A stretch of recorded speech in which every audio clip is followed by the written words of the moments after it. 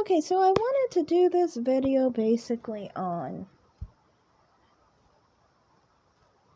something somebody asked me. They were saying that I identified more with white men or something over black men.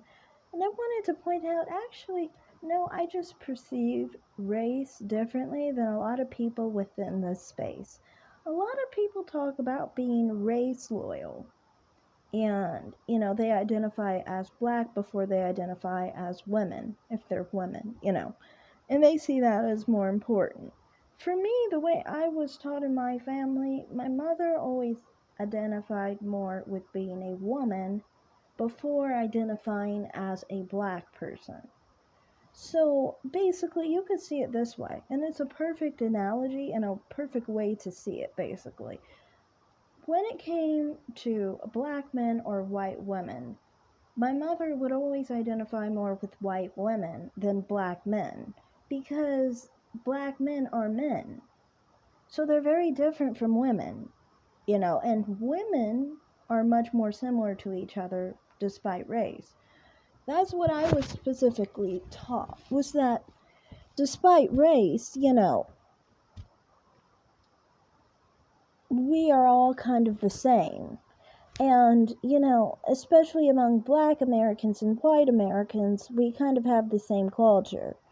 I would say we definitely do have the same culture.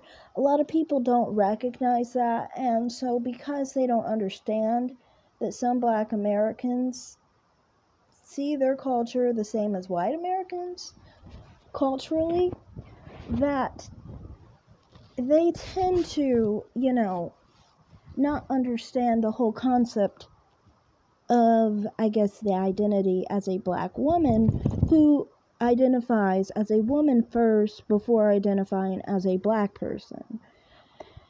So, that's how I was taught. I was more so taught to be, for women first before being for black people. And, a lot of people, I notice black women who are more so pro-black men before they're pro-women. Because that's how they were taught in their families, that being black was more important than actually being female. So, that's why, to me, it's just like, it's different, basically, when people are, like, saying, how I align more with black people versus white people. It's more so, as an individual, if I am a female and the other person is a female, I have more in common with them than someone who is of my race. That's not my gender. And, there's one other thing I wanted to talk about here.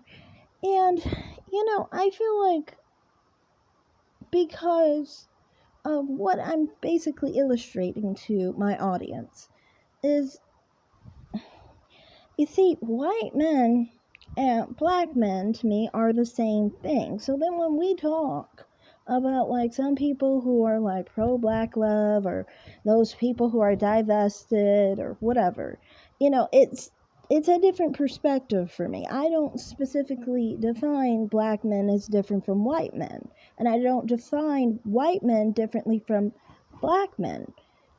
The only difference between the two is the looks. They look differently. This is why when I talk about preference, I always talk about physical traits, because I don't talk about behaviors, because to me, culturally, and, in any aspect of life, to me, black men and white men are very similar to each other because they share the same culture. And, depending on what kind of regional area of America they come from, they have similarities within the region, within their economic status, and so forth.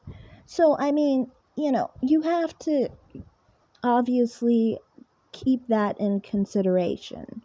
But my point is here, I don't see race as defining people, male or female. More, I feel gender defines you much more than race does. So that's all I have.